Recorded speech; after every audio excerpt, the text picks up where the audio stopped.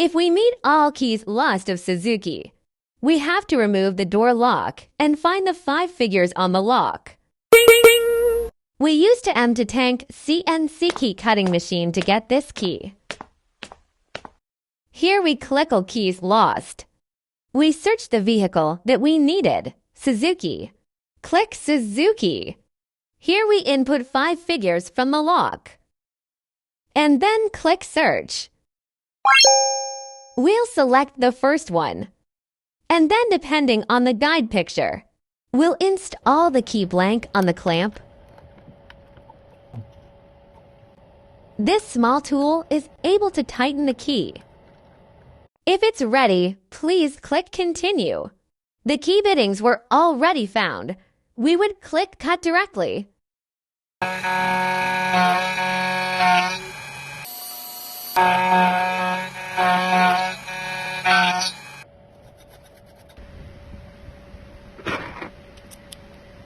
Perfect cutting.